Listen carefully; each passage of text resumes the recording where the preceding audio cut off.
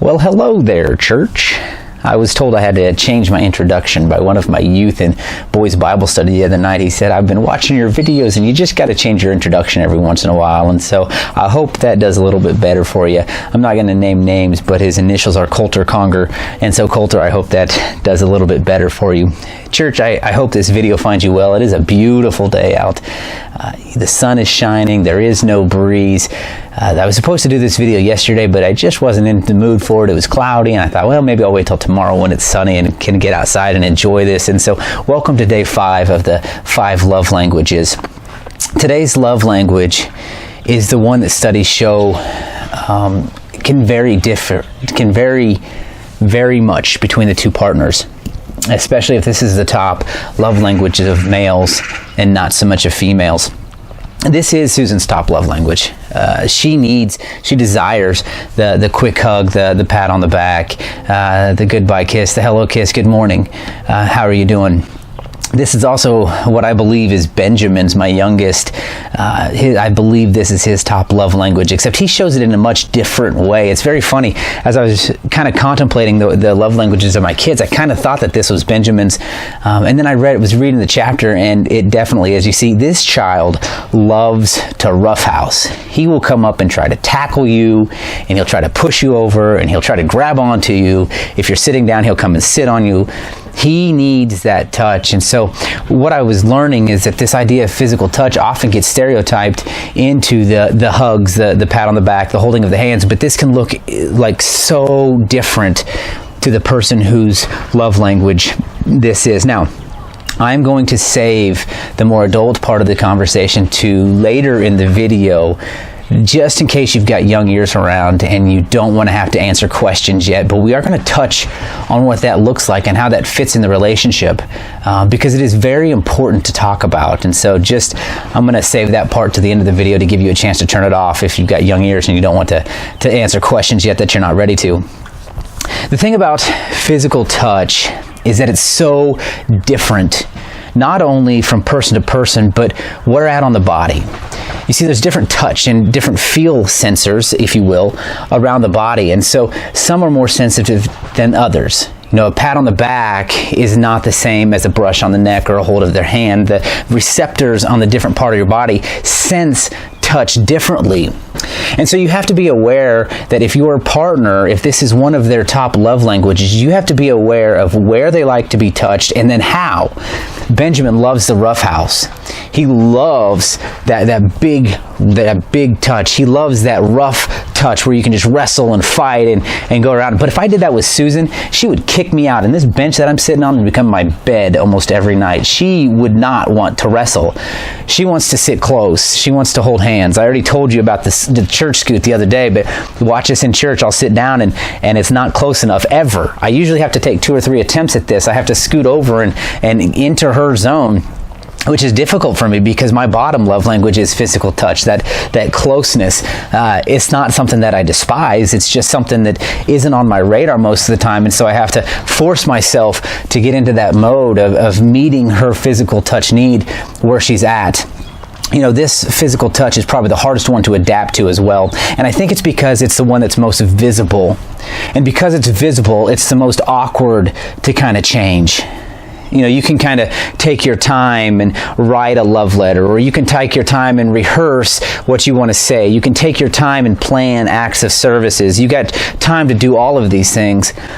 And yes, you can plan the physical touch, but the implementation of it has to be done in the moment with the person, you know, the scooting close, the holding hands, and it's not something that you can hide. And so if that's uncomfortable for you, not only are you stepping outside of your comfort zone to meet them where they're at, but you're doing it for people to see. And so if physical touch is one of your top love languages, I just want to let you know from a person that is trying to adapt and still trying to adapt that it is kind of uncomfortable with that. And so you may have to help guide them along, you know, be the one to initiate the contact to help start that routine. And eventually they'll get it as well. I still haven't got the routine of sitting close in church, and I may never get the routine of sitting close in church, but I'm sure going to try, and I'm going to work on it. Get that little scoot over, get that little snuggle to help guide that person. You may have to tell the person what it is that you like and what it is that you desire of them, because the person whose love language isn't physical touch may not understand how to begin. So communication in this one is so key. And so if this is you, that your love language is physical touch, you may have to help guide this conversation with the person, because this one is the one that is so kind of awkward and so kind of big to adapt to. Now, if your love language is not physical touch, you got to make the effort. You can't expect your partner to take the lead on it. I just told them they may have to, but you can't expect it. You have to go in with the understanding that I have to learn to do this. I have to step outside of my comfort zone, because I have to meet them where they're at. The lack of physical intimacy is one of the biggest destroyers in marriages and in relationships today. It can be one of the biggest, and the one that's not even aware of what's going on. There's a story in the book where there's this married couple that enjoyed life together, and they were going well, and then they got married, and the first few months went well, and then as we get into the routine of marriage, you understand what starts to happen, that you start to fall into these routines, and a lot of times we stop seeking out our partner, we stop dating our partners, we're married, and what fell off was this physical touch, and one partner didn't even know what was happening, just let it go, and they thought they were going well on this course of marriage, and the other partner whose love language was physical touch kept falling away and just kept getting more irritated, and they finally got to the point where they didn't think they could be married anymore, and they didn't communicate it, they didn't talk about it, and this person was frustrated, and this person had no idea what was going on, and they were on two very different courses. And so you've got to talk about this. If this goes for any of the love languages, if your love language is not getting met, communication is key. You have to talk about it. You can't hide it and expect your partner to find it. You can't sit there and quiet and get frustrated and mad and irritated that it's not going on and expect your partner to understand what you're mad and frustrated about. You've got to voice that. And on the same end, the person who may not know this is going on, you have to be open to it. When your partner comes and says, I have to talk to you about something, my love language is not getting met, you have to receive it with open ears, and you have to receive it with the understanding that you have to do something about it, because action has to follow. So back to physical touch. This is the one that can make or break a relationship depending upon how it's administered to. This one can show a great amount of love. It can also do a great amount of damage if done in the wrong way. We all know about abusive relationships, the wrong type of physical touch. We know about infidelity, the wrong kind of physical touch, especially if the spouse is physical touch and the other spouse strays. All of a sudden they start to see the physical touch love language being given to somebody else, and that can be so hard to overcome. Physical touch can look in a variety of manners. It can be the hug in the morning. It can be the full body back rub, the full body massage, right? It can be just simple arm around it. It can be little things.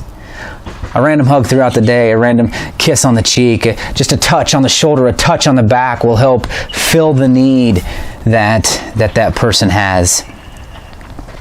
You've got to adapt your way of showing physical touch to the person who receives it. What's very interesting about this physical touch love language is the view that is kind of stereotyped in marriage. And we're going to kind of explore this a little bit more, but the men have a tendency, let me rephrase this. There was a study done, and as I was reading this study, it said the top 5 needs for the man and for the woman. And this isn't true for all of them. This is kind of the study, the results that came out. And 4 of the top 5 were the same for men and women, maybe in a little bit different order, but 4 of them were there. The one that was missing is emotional health was in the top 5 for women. I think it was number 2, maybe number 3. Physical love was number 2 for men. You know where emotional touch was for number men? Not anywhere close to the top 5. You know where physical touch was for women? Not anywhere close to top 5. And so we've got this dynamic going on and being pulled in different directions. And we're going to get into that in just a second when we ask the children to leave the room if you're not ready to talk. But I want to invite you to have this conversation about physical touch. Pay attention to the way that your spouse likes to be touched. They probably don't like to wrestle like my youngest Benjamin does. But they probably want the hug and the arm around you. Maybe they do. Maybe they like to wrestle. Maybe they like to sit close, but step outside of your comfort zone and fulfill that need for them, and then do it in a manner that they appreciate.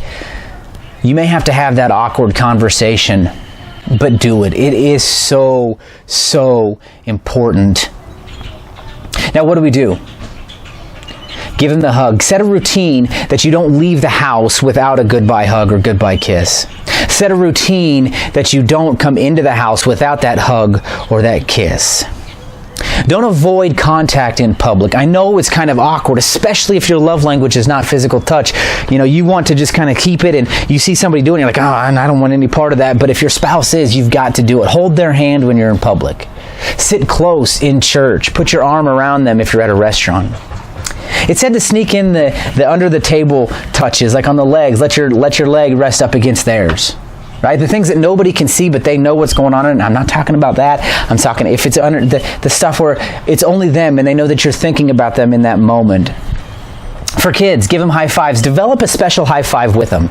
A special handshake that is uniquely your own and theirs. And set that routine with them. Play touch-oriented games like tag or tackle football and give them pats on the backs and hugs. Now is the time to send your kids away. If you don't want them to hear this part of our conversation, I invite you to pause the video and wait till another time when they're not there. And yes, you see me opening my Bible because we're going to be getting biblical with this one. So let's talk about sex. I was going to insert some cheesy music here to kind of lighten the mood, because oftentimes when you say let's talk about sex, you hear this, I don't know if I can, this awkward, I don't know. But instead I decided let's get into the Bible. Let's see what Scripture says about it. Genesis says that the man will leave his mom, his parents' house, and become one flesh with the wife. It's this bond of marriage that it speaks of. And there's whole studies going on about that, but we're going to go to 1 Corinthians 7, and I want to encourage you to get your Bible out and open it to 1 Corinthians 7 and pause it while we read this and go over this together.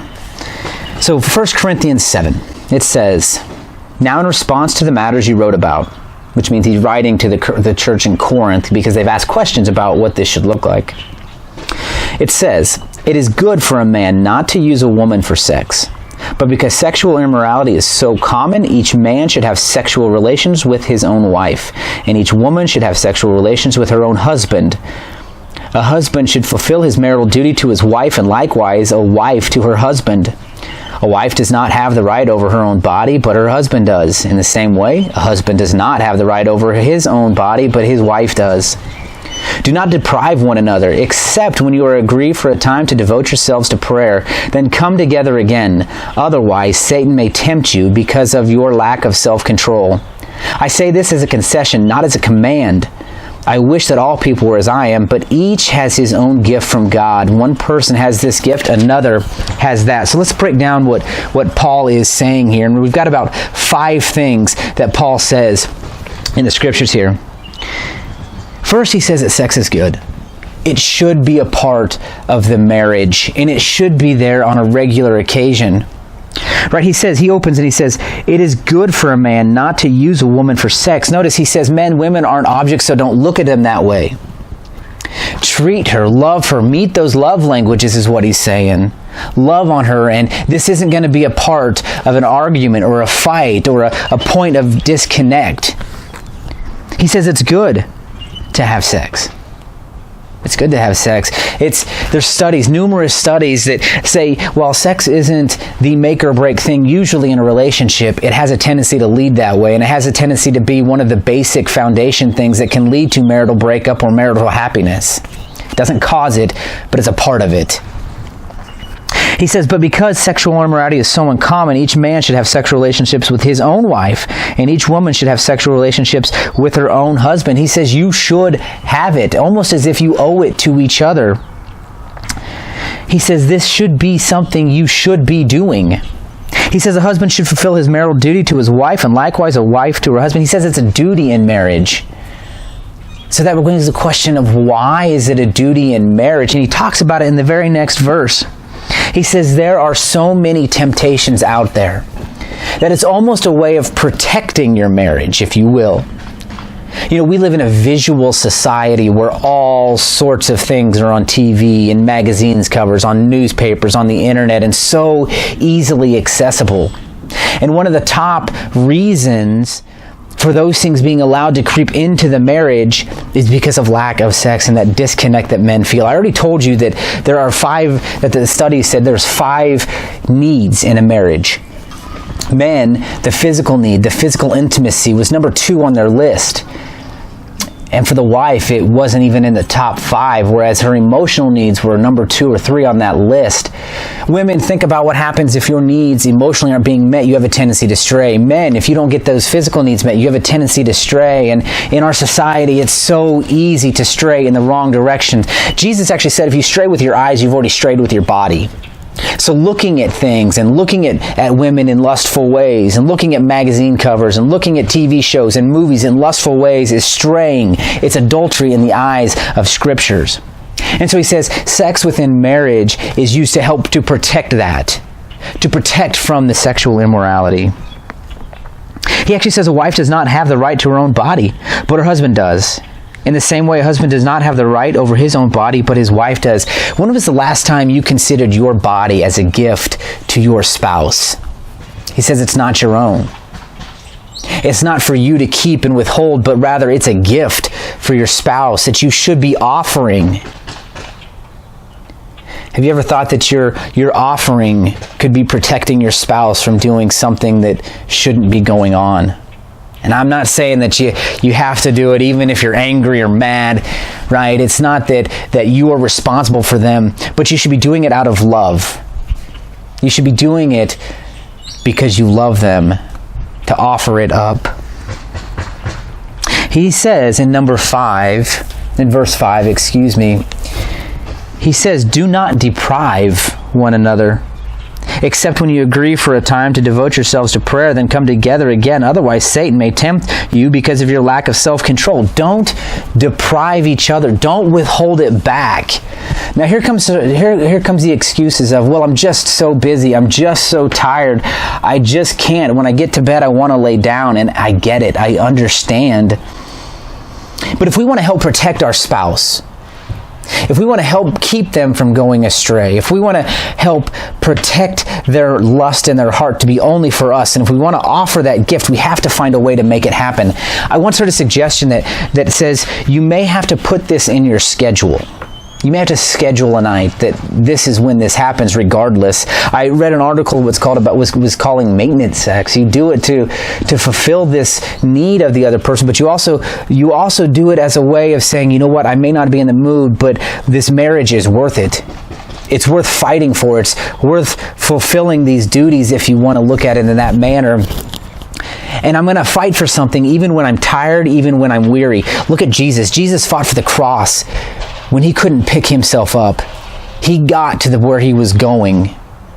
He was beaten and bloody and bruised. He was spit upon, but he still fought to go for the cross, for the sacrifice.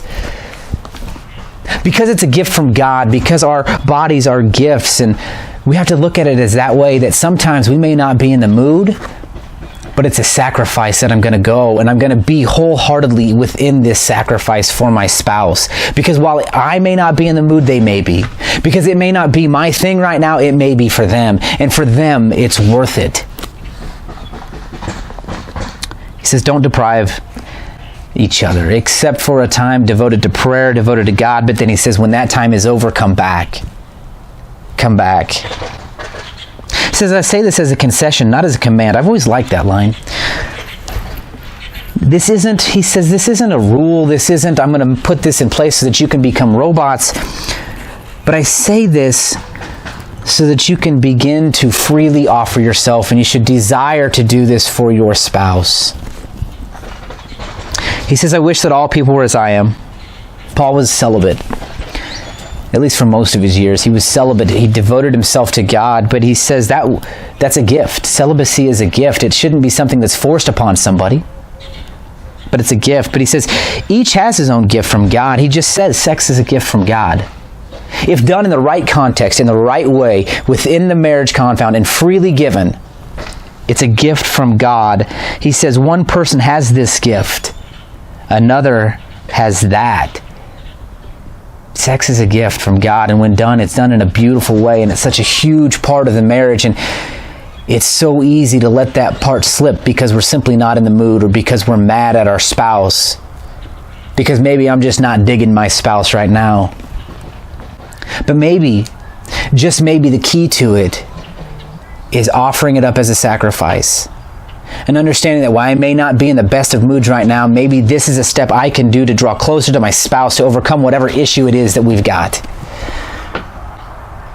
And so, take a survey of your sex life with your spouse. Ask yourself, when was the last time we've done it? How often have we done it lately?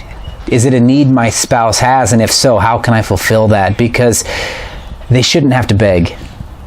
Men or women should not have to beg. Is it something you should talk about? Yes, you should talk about it. You should have the difficult conversation, the awkward conversation, but you should have it. But you should be offering it freely to the spouse, to your spouse, because you love them and because you are a gift for them. Church, I hope you've enjoyed this study of the 5 love languages. I hope you've done something with it, or at least will do something with it, because the key to all of this is, how do we apply what we've learned? The book, if you want to get into it, is by Gary Chapman. He's got 5 love languages of the marriage, of the spouse, the overall general 5 love languages of the children, of youth. He's got all sorts of them out there. There's all sorts of things on the internet. If you haven't gone to take the quiz yet, I want to encourage you to do it. I posted it last Thursday, I believe. You'll find it on the first recording. Maybe it was last Wednesday, but go and take that quiz and begin this journey to understand how to draw closer to your spouse, how to draw closer to your children. Church, thanks for joining me these last 5 days. I look forward to getting back together with you whenever possible. Church, take care of yourself, be healthy, and we'll see you next time.